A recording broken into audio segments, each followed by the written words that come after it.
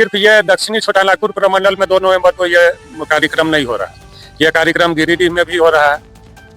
सरकार तो हमेशा कहती है कि हमारे जो पार्टी के लोग सभी समुदाय के लोगों को एक नज़रिए से देखते हैं, तो आप लोग अच्छे से मांग क्यों नहीं रखते? एक प्रतिलिपि सौंपते विधायक जी को, बहुत दिनों के बाद विधायक भी बने हैं, तो जरूरी है कि सड़क पर ही निकल के ये निकालना।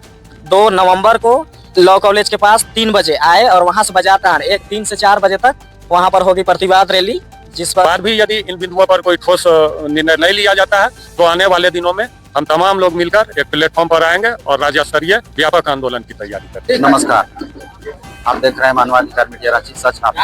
आज हम पहुंचे हैं रांची जिला के बुढ़मुख प्रखंड अंतर्गत मतवे गाँव। यहाँ पर AIMIM पार्टी जो होता है उनके वरिष्ठ समर्थक बोल सकते हैं, पार्टी से संबंधित लोग यहाँ पर आप देख सकते हैं यहाँ पर, और लोकल जो समाज सेवी हैं इन लोगों की प्रखंड स्तरीय बैठक हुई है। तो आपको बताते हैं कि 2 तारीख को AIMIM पार्टी की प्रतिवाद मार्च जो है उनको लेकर आज यहाँ पर कुछ चर्चाएं चली हैं।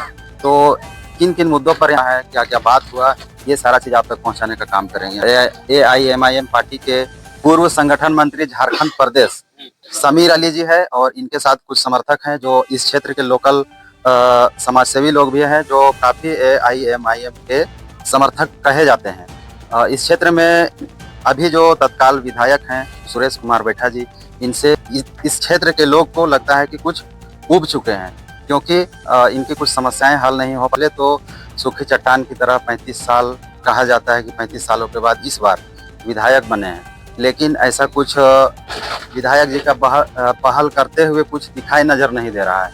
तो यहाँ पर आज एक प्रखंड स्तरीय बैठक हुई है, आज जानते हैं किन किन मुद्दों पर बात हुई। नमस्कार भैया। सबसे पहले तो आपके चैनल के तमाम दर्शकों को अस्सलाम वालेकुम, जोहार। आज किन किन मुद्दों पर बात हुई ये हमारे दर्शकों को थोड़ा जानकारी दीजिए। देखिए, आज जो है बुढ़मुख प्रखंड स्तरीय जनसंपर्क अभियान संपन्न हुआ, जिसमें हम लोग जो अभी वर्तमान समय में अल्पसंख्यक समाज से जुड़े 4 मुख्य मुद्दे हैं, 4 मुख्य बिंदु हैं। नंबर 1, अभी वर्तमान समय में झारखंड में आलिम फाजिल की जो डिग्री है उनको उनके मान्यता को रद्द करने का षड्यंत्र चल रहा है। नंबर 2 कि झारखंड गठन के समय से जो 544 उर्दू विद्यालय संचालित हो रहा था, उन उर्दू विद्यालय का स्टेटस छीन लिया गया है, उनको सामान्य विद्यालय के रूप में संचालित किया जा रहा है।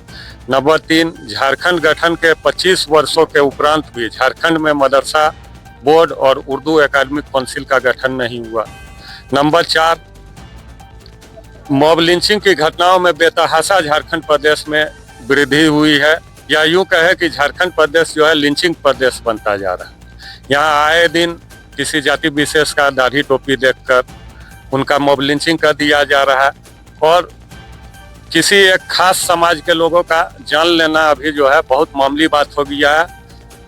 पहले मारकर जान ले लिया जाता है, उसके बाद मनगढ़ंत आरोप उन पर मर दिया जाता है, कभी बकरी चोरी का, कभी छेड़खानी का, कभी ठगी का।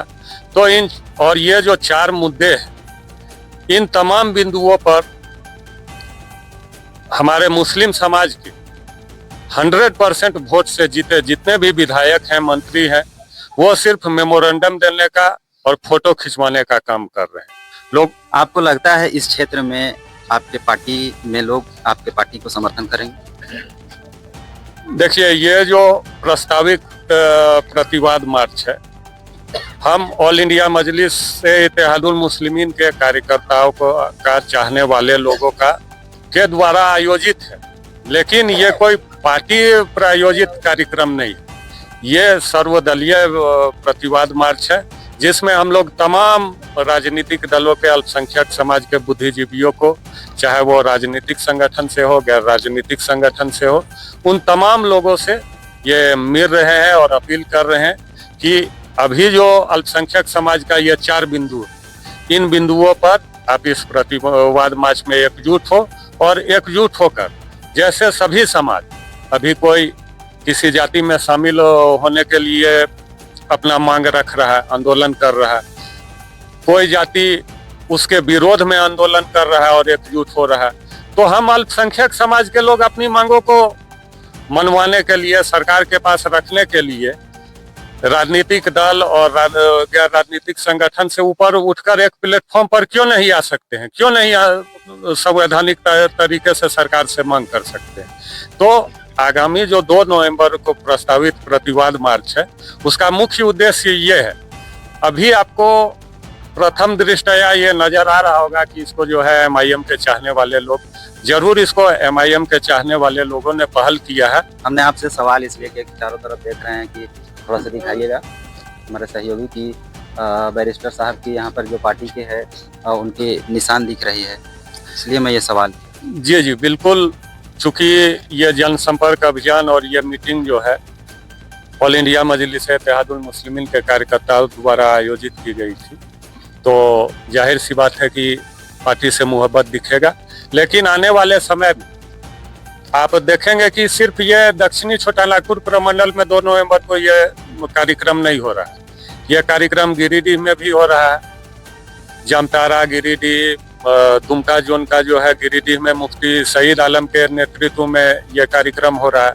धनबाद में अजमुल भाई और अजमत मुखिया के नेतृत्व में कार्यक्रम हो रहा है। और दक्षिणी छोटा नागपुर प्रमंडल में ये जो प्रस्तावित प्रतिवाद मार्च है, इसमें आपको तमाम सामाजिक संगठन के लोग दिखेंगे।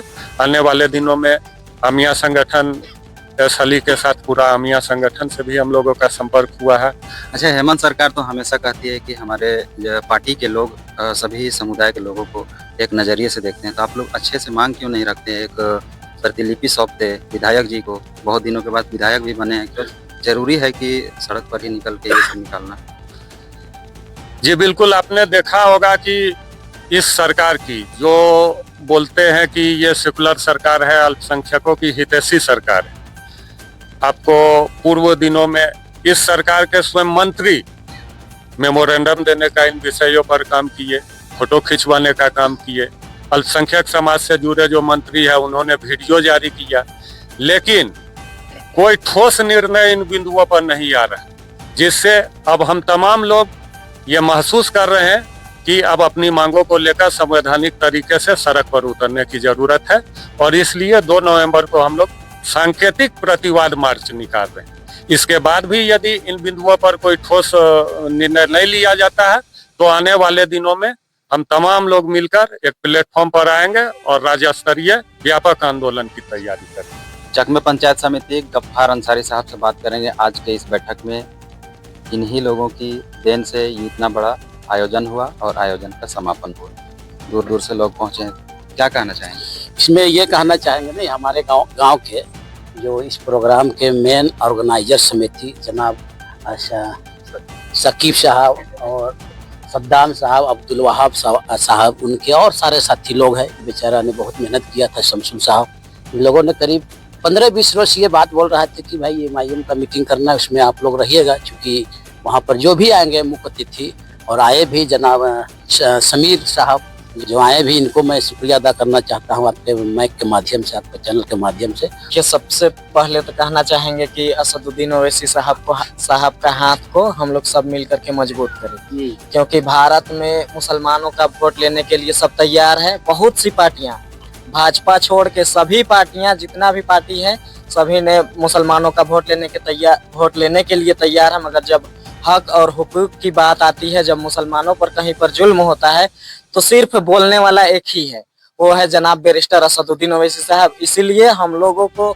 असदुद्दीन ओवैसी साहब का झंडा को उठाने के लिए कहीं पर कोई लाज और कोई दिक्कत नहीं है। हम लोग जब तक जिंदा अब रहेंगे तब तक उन्हीं के साथ में रहेंगे। कांग्रेस पार्टी से ज्यादा खफा हो गए लगे। कांग्रेस पार्टी ने मुसलमानों को सिर्फ ठगने का काम किया है, और 10 साल और 20 साल से नहीं, 70 साल से ठगने का काम किया है। कहीं पर कोई ना टिकट मिलता है, ना कहीं पर कोई MP MLA, परसेंट का हिसाब से MP और MLA बनाइए, वोट केवल आप लेने वाले हैं, और जब टिकट की बारी आती है तो आप दूसरे समाज को दे देते हैं।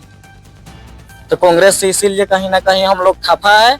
और अगर जिस मांग को लेकर के हम लोग यहाँ बैठे हैं, अगर ये मांग पूरा ना हो तो इन्हीं हाथों से हम लोग वोट दे करके हेमंत सरकार बनाए हैं अभी झारखंड में, तो इन्हीं हाथों से हम लोग गिराने भी जानते हैं। और मुसलमान समाज के लोग पूरा 100% मुस्लिम समाज का वोट गया है इस पर। और जब बात आती है तो हेमंत सोरेन बोलते हैं कि हम आदिवासियों का सरकार।